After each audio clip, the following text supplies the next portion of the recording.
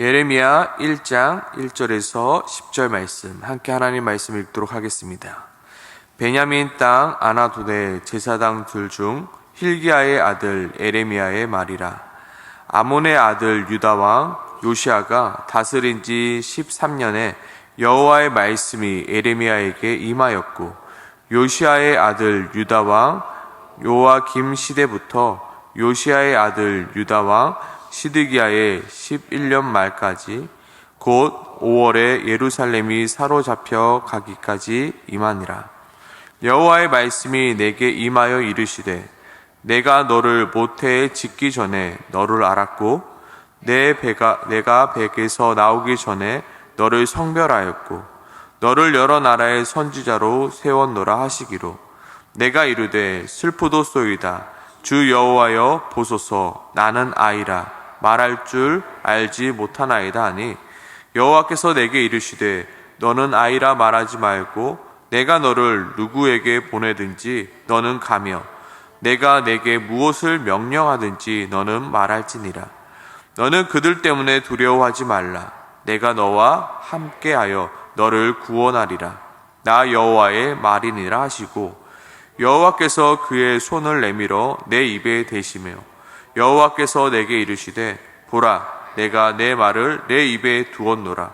보라, 내가 오늘 너를 여러 나라의 여러 왕국 위에 세워 내가 그것들을 뽑고 파기하며 파멸하고 넘어뜨리며 건설하고 심게 하였느니라 하시니라. 아멘. 오늘부터 우리는 예레미야를 함께 묵상하려 합니다. 예레미야를 묵상하기 전에 먼저 우리는 이 시대적 배경을 좀 아는 것이 중요합니다. 2절 말씀에 보면 암몬의 아들 유다 왕 요시야가 다스린 지 13년에 여호와의 말씀이 예레미야에게 임하였다 말하고 있습니다. 지금 예레미야에게 여호와의 말씀이 임한 때는 굉장히 시대적으로 암울했던 시대입니다. 먼저 암몬의 아들 유다 왕 요시야가 다스린 지라고 하는데요, 여기서 이 암몬이라는 그 요시야의 아버지 되는 사람은 굉장히 악독하고 패역한 왕이었습니다. 얼마나 악독했는지 왕이 된 지 2년 만에 신하들에 의하여 죽임을 당하였던 왕이었습니다. 그리고 요시야가 8살 때 바로 남유다의 왕으로 올라와 있기 때문에 시대적으로 질서도 없고 영적으로도 암울했던 시대였습니다. 또 암몬의 아버지가 므낫세였는데, 므낫세도 남유다에서 가장 악독한 왕으로 유명했던 왕이었습니다.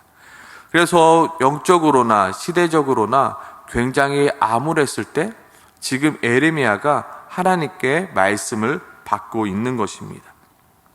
하나님은 예레미야에게 이렇게 말씀하시죠. 5절 말씀입니다. 내가 너를 모태에 짓기 전에 너를 알았고, 내가 배에서 나오기 전에 너를 성별하였고, 너를 여러 나라의 선지자로 세웠노라. 예레미야는 당황했습니다. 왜냐하면 예레미야는 아직 준비가 되지 않았기 때문입니다. 그리고 지금 상황이 너무 말도 안 되게 암울하고 너무나도 답이 보이지 않는 상황이었기 때문에 지금 예레미야는 하나님의 부르심 앞에 탄식하고 있는 것입니다. 하나님, 왜 하필이면 이때입니까? 너무나도 답이 보이지 않고 희망이 보이지 않고 아무것도 할 수 없는 이때에 왜 나를 부르셨습니까? 라고 탄식하고 있습니다. 바로 6절 말씀이죠. 슬프도소이다. 주 여호와여 보소서, 나는 아이라. 말할 줄 알지 못하나이다. 나는 아이다. 말하지 못하나이다 라는 속의 뜻에는 여러 가지 뜻이 내포되어 있습니다. 실제로 이는 하나님께서 예레미야를 부르셨을 때 예레미야의 나이가 어렸음을 말합니다. 성경에 예레미야를 지칭할 때 제사장 예레미야라고 지칭하지 않고요, 제사장 중 hil기야의 아들 예레미야라고 표현하고 있습니다. 실제로 제사장의 직분을 감당하기 위해서는 30살이 넘어야 되는데 아마 30살이 예레미야가 아직 넘지 않았기 때문에 제사장 중 hil기야의 아들 예레미야라고 지금 지칭하고 있는 것입니다. 아마 20대에서 30대 중반에 예레미야가 하나님께 부르심을 받지 않았을까라고 추측하곤 합니다. 새파랗게 어린 에레미야입니다. 아직 제사장의 업무도 감당해 보지 못한 에레미야입니다. 그런데 상황은 어떻다고요? 8살짜리 어린 아이가 왕으로 등극했으니 그 나라가 오죽하였겠습니까? 에레미야가 세상을 보니까 우상을 숭배하고 하나님 보시기에 악만을 행하는 그러한 상황입니다. 벌써 여러 나라의 선지자로 세웠다고 하시는데 이미 북이스라엘은 아수르에 의하여 멸망당하였고 지금 바벨론이 지금 남유다를 위협하고 있는 정말로 사면초가의 상황에 지금 하나님께서 예레미야를 세우신 것입니다. 하나님, 이게 뭡니까? 내가 도대체 뭘 할 수 있겠습니까? 나는 아무것도 할 수 없습니다. 나로서는 아무런 능력이 없는데 나를 선지자로 세우면 어떡하십니까? 라고 지금 예레미야는 당황하고 두렵고 떨리는 마음으로 지금 탄식하고 있는 것입니다. 아무것도 보이지 않는 이러한 상황 속에서 내가 과연 무엇을 할 수 있겠습니까? 나는 아이입니다. 나는 아무것도 할 수 없습니다라고 이야기하고 있는 것입니다. 우리의 삶 속에도 이러한 상황이 올 때가 있습니다. 내 힘과 내 능력으로는 도저히 감당할 수 없는 문제들이 내 앞에 올 때가 있습니다. 하나님 도대체 왜요? 왜 하필이면 이때입니까? 더 좋은 상황도 있는데 왜 하필 이때 나에게 이렇게 어려운 문제를 주십니까? 나에게는 이 문제를 해결할 능력이 없습니다. 나에게는 이 문제를 해결할 실력이 없습니다. 하나님, 근데 왜 나에게 이러한 시련을 주셨습니까? 하나님, 왜 나에게 이러한 어려움을 주셨습니까? 라고 하나님을 원망하고 불평하고 낙심하고 시험 들 때가 있다라는 것입니다. 그때 하나님은 예레미야에게 이렇게 말씀하십니다. 7절 말씀이죠. 여호와께서 내게 이르시되 너는 아이라 말하지 말고 내가 너를 누구에게 보내든지 너는 가며 내가 내게 무엇을 명하든지 너는 말할지라. 너는 그들 때문에 두려워하지 말라. 내가 너와 함께하여 너를 구원하리라. 나 여호와의 말이니라. 나 여호와가 너와 함께하리라 라고 말씀하고 있습니다. 나 여호와가 너와 함께함으로 너는 두려워하지 말고 내가 내 입에 준 그 말을 전하라 말씀하고 있습니다. 우리는 내 앞에 있는 문제를 내 힘과 내 능력과 내 실력으로 해결하려 하기에 나는 할 수 없습니다. 나는 못합니다. 라고 외치며 불평하며 낙심하며 원망하고 있는 것입니다. 하나님은 불평과 원망과 낙심하고 있는 우리에게 이렇게 말씀하십니다. 내가 너와 함께하여 너를 구원하리라. 내 말을 내 입에 두리니 너는 두려워하지 말고 너는 가서 내가 내 입에 둔 그 말을 그대로 전하라. 내가 오늘 너를 여러 나라의 여러 왕국에 세워 내가 그것을 뽑고 파괴하며 파멸하며 넘어뜨리며 건설하며 심게 하리라. 나 여호와의 말이니라. 하나님은 어려운 문제 가운데 내가 감당할 수 없는 문제 가운데 나 홀로 두시는 하나님이 아니십니다. 너 혼자 이 문제 한번 해결해 봐 라고 말씀하시는 분이 결코 아니십니다. 하나님은 내가 감당할 수 없는 문제 앞에 나와 함께 하시며 나를 도와주시는 하나님이시라는 것입니다. 오늘 예레미야의 상황은 어떤 상황입니까? 마치 두발 자전거 앞에 서 있는 어린아이와 같은 상황입니다. 네 발 자전거는 열심히 잘 탔죠. 근데 보조바퀴를 떼는 순간 아빠 나 이거 못 타. 나 이거 한 번도 타본 적이 없어. 나 이거 어떻게 타? 두려워하고 있는 어린아이와 같은 모습입니다. 나는 아이라 이것을 타지 못해. 아빠는 잘 탈지 몰라도 나는 아직 아이라서 이걸 잘 타지 못해라고 두발 자전거 앞에 망설이며 두려워하고 있는 어린아이와 같은 모습입니다. 그때 아빠는 어떻게 하나요? 야, 두려워하지 말고 그냥 타. 아빠도 그냥 타봤어. 라고 합니까? 그 두려워하고 있는 그 아이의 뒤에 서서 아빠가 잡아줄 테니까 너는 두려워하지 마. 아빠가 잡아줄 테니까 무서워하지 마. 일단 올라가 봐. 아이는 올라가는 것조차도 무서워하죠. 그래도 아빠가 잡아줄 테니까 무서워하지 마. 그리고 어떻게 하나요? 페달을 한번 굴려봐. 뒤뚱뒤뚱거려도 아빠가 절대로 놓지 않을게. 그럼 항상 아이들이 하는 말이 있죠. 아빠, 놓치면 안 돼. 아빠 안 놓칠 거야. 한번 페달을 굴려봐. 처음에는 아이가 두려워하죠. 페달 굴리기가. 두 발을 땅에서 올리기를 두려워하죠. 그래도 아빠가 잡고 있을 테니까 두려워하지 말라고 그렇게 말을 해줍니다. 너는 앞만 보고 페달을 굴리면 돼. 아빠가 너를 절대로 쓰러지지 않게 붙잡아 줄 거야. 결코 두발 자전거를 타는 아이를 홀로 내버려 두는 아빠는 없습니다. 반드시 그 뒤에서 잡아줍니다. 두려워하고 있는 그 자녀 뒤에서 자전거를 붙잡아주며 그 아이가 자전거를 탈 수 있게끔 도와주는 것이 모든 아빠의 모습이라는 것입니다. 하물며 하늘에 계신 우리 아버지가 우리를 내버려 두시겠습니까? 내 앞에 어려운 문제가 뻔히 보이는데 내 힘으로 내 능력으로 할 수 없는 문제를 내 앞에 주셨음에도 불구하고 너 혼자 해봐라고 하나님께서 우리에게 그런 어려운 문제를 떠넘기시겠느냐는 말입니까? 하나님께서는 우리의 뒤편에 서서 우리를 위로하시며 우리를 격려하시며 우리와 함께 하시며 우리를 도우시는 하나님이십니다. 우리가 믿는 하나님, 그 아버지 또한 두려움과 망설임 속에 있었던 그 예레미야를 다독여 주시며 말씀하고 있는 것입니다. 내가 함께 할 테니 너는 두려워하지 마. 내가 내 말을 내 입에 허락할 터이니 너는 그들 때문에 두려워하지 말고 너는 내가 무엇을 명령하든지 너는 말하면 될 것이다. 하나님은 어려운 문제만 내 앞에 던져놓으시고 그 문제 앞에 나를 홀로 두시는 하나님이 아니십니다. 하나님은 그 어려운 문제 가운데 나와 함께하고 계십니다. 나를 붙들고 계십니다. 나를 도우시는 하나님이십니다. 그러므로 우리가 해야 할 일은 무엇입니까? 내 앞에 어려운 문제가 온다라면 우리는 내 힘과 내 능력으로 그 문제를 해결하려 하는 것이 아니라 하나님 앞에 나아가 기도하면 되는 것입니다. 하나님은 내 힘과 내 능력으로 그 문제를 얼마나 잘 해결하시는지 보기 위하여 그 문제를 우리에게 주시는 하나님이 아니십니다. 하나님은 우리에게 왜 어려운 문제를 주실까요? 왜 내 능력으로 해결할 수 없는 문제를 내 앞에 주시는 것일까요? 그 이유는 하나님을 의지함으로 하나님을 경험하게 하기 위함입니다. 내 실력이 얼마나 좋은지 하나님이 보시기 위함이 아니라 내가 하나님께 기도함으로 하나님이 얼마나 크신 분이신지 나로 하여금 경험케 하기 위함입니다. 나는 아이라 할 수 없느니라. 아이라 할 수 없다 말하지 말라.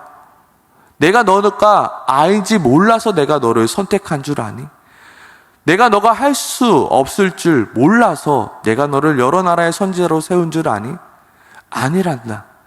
너는 나에게 의지하여 내가 어떠한 하나님이신지 너를 통하여 내가 보여주시기 위하여 내가 너를 선택한 것이란다. 내가 너와 함께 하리라. 내가 너를 도우리라. 내가 너를 굳세게 하리라. 너는 내게 크게 부르짖으라. 내가 내게 응답하겠고 내가 알지 못하는 크고 은밀한 일을 내게 보이리라 말씀하는 것입니다. 하나님은 내 실력 보려고 나에게 어려운 문제 주신 것이 아닙니다. 그런데 우리는 어리석게도 내 문제, 내 그 어려운 문제를 내 힘과 내 능력과 내 실력으로 해결하려 하기 때문에 낙심하고 원망하며 불평하며 시험 드는 것입니다. 어려운 문제가 오면 어떻게 해야 됩니까? 먼저 하나님 앞에 달려가 기도해야 합니다. 하나님 도와주시옵소서. 하나님 이 어려운 문제 앞에 하나님의 능력을 내가 보기 원합니다. 하나님의 지혜와 하나님의 도우심과 하나님의 그 크심을 내가 경험케 하기 원합니다. 하나님 나에게 말씀하여 주시옵소서. 하나님 나에게 보여주시옵소서. 하나님의 뜻을 보여주시고 하나님의 일하심을 내게 보여주시옵소서. 나는 하나님의 일하심과 하나님의 능력을 보기 원합니다라고 기도하면 되는 것입니다. 그리고 우리가 감당하지 못하는 우리 문제가 우리 앞에 온다라면 우리는 어떻게 해야 합니까? 우리는 하나님이 우리에게 말씀하신 그 말씀에 따라 순종함으로 그 문제를 풀어가야 하는 것입니다. 그 어려운 문제를 이겨내는, 해결하는 그 키는 순종함에 있다는 것입니다. 내가 내 말을 내 입에 둘 터이니 너는 내 말대로 하라라고 말합니다. 그들을 두려워하지 말고 너는 말하라 말합니다. 순종하라는 말이죠. 내가 하나님께 기도합니다. 또한 하나님의 말씀을 읽습니다. 어떻게 합니까? 라고. 그때 하나님께서 우리에게 말씀하시죠. 사랑하라. 그러면 사랑함으로 그 문제를 풀면 되는 것입니다. 용서하라 말하면 용서함으로 그 문제를 풀면 되는 것입니다. 그리고 버리라 라고 말하면 버림으로 그 문제를 해결하면 되는 것입니다. 그 어려운 문제를 해결할 수 있는 방법은 오직 순종함입니다. 무엇이에요? 하나님의 말씀에 순종함으로요. 성경 속에 어려운 문제들을 닥칠 때마다 그 어려운 문제를 해결하는 방법은 순종밖에 없었습니다. 하나님께서 아브라함에게 어려운 문제를 주셨죠. 내 아들 이삭을 번제단에 바치라. 그 어려운 문제를 어떻게 해결하였나요? 순종함으로 해결하였습니다. 이스라엘 백성 앞에 여리고 성이 있습니다. 그 성을 어떻게 무너뜨리게 되었나요? 순종함으로 무너뜨리게 되었습니다. 모든 정답은 순종함에 있습니다. 모든 해결 방식은 순종함에 있습니다. 내 능력과 내 실력과 내 경험과 상관없이 하나님의 말씀에 순종함으로 그 문제를 해결하는 것입니다. 나 홀로는 절대로 두발 자전거를 탈 수가 없습니다. 어떻게 하면 두발 자전거를 탈 수 있습니까? 나를 붙잡아 주시는 그 아버지를 믿고 내 두 발을 페달 위에 올리고 불안하고 염려되지만 그 페달을 밟아야지만 그 자전거가 앞으로 나갈 수 있는 것입니다. 아빠는 말하죠. 내가 붙잡아 줄 테니까 너는 앞만 보고 페달을 밟으면 돼. 아빠 두려워요. 아빠 어떻게 하죠? 아빠 말에 순종해서 그 두 발을 페달 위에 올리고 그 페달을 밟기만 하면 앞으로 나간단다. 내가 붙잡아 줄 테니 너는 내 말에 순종하기만 하면 된단다. 에레미야에게 지금 그 말씀을 하고 있는 것이며 오늘을 살아가고 있는 우리에게 그 말씀을 하고 있는 것입니다. 내가 너를 도와줄 거다. 내가 너를 붙잡아 줄 것이다. 내가 너에게 능력을 줄 것이단다. 너는 내 말을 듣고 순종함으로 두 발을 페달 위에 올리고 열심히 앞만 보고 밟으면 된단다. 그러면 그 문제가, 그 두려움이 이제는 즐거움으로, 이제는 그 하나님의 능력과 하나님의 도우심으로 말미암아 이제는 너 스스로 그 문제를 해결할 수 있을 것이란다. 처음에는 두려워했던 아이들이 지금은 열심히 재밌게 자전거를 타는 것입니다. 두렵습니다. 근데 그 두려움을 내 실력과 내 능력으로 해결해 보이라고 하나님께서 주신 미션이 아닙니다. 하나님을 의지함으로 하나님이 어떠한 하나님이신지 경험케 하시고자 하나님께서 우리에게 그 문제를 주시는 것입니다. 우리는 그것을 반드시 알아야 되는 것입니다. 그리고 하나님의 말씀에 순종할 때 우리는 우리의 삶 가운데서 놀라운 기적들을 경험하게 되는 것입니다. 절대로 두발 자전거를 탈 수 없었던 그 아이가 이제는 두발 자전거를 타며 이제는 아빠 나 커브도 돌 수 있어. 아빠 나 얼마나 빨리 달리는 줄 알아? 마음껏 자전거를 타고 있는 것입니다. 우리의 인생도 마찬가지입니다. 하나님께 달려가 기도하시길 바랍니다. 하나님 앞에 나아가 하나님의 도우심을 구하시길 바랍니다. 그리고 하나님께서 나에게 말씀하시는 그 말씀에 두렵지만 망설여지지만 순종하길 바랍니다. 그때 그 문제가 해결되어지는 것입니다. 절대로 내 경험과 내 실력과 내 능력으로 해결하는 것이 아니라 하나님의 도우심과 하나님의 능력과 하나님의 일하심으로 그 문제들을 해결해 나가는 우리 모두가 되길 소망합니다. 아멘이십니까? 아멘. 우리 시간 함께 이렇게 기도하길 소망합니다. 하나님, 나로서는 감당할 수 없는 문제들이 있습니다. 주님의 지혜와 주님의 능력이 나에게 필요합니다. 나에게 지혜를 주옵소서, 나에게 능력을 주옵소서. 그래야 나로 하여금 정말로 하나님의 지혜와 하나님의 능력으로 내 앞에 있는 그 어려운 문제들을 능히 해결해 나갈 수 있도록 주님 도와주시옵소서. 내 능력과 내 실력과 내 경험이 아닌 하나님의 지혜와 하나님의 말씀에 순종함으로 그 문제를 해결해 나가는 우리가 되어질 수 있도록 주님 도와달라고 오늘 이 시간 함께 같이 기도하며 나아가길 소망합니다. 함께 기도하겠습니다.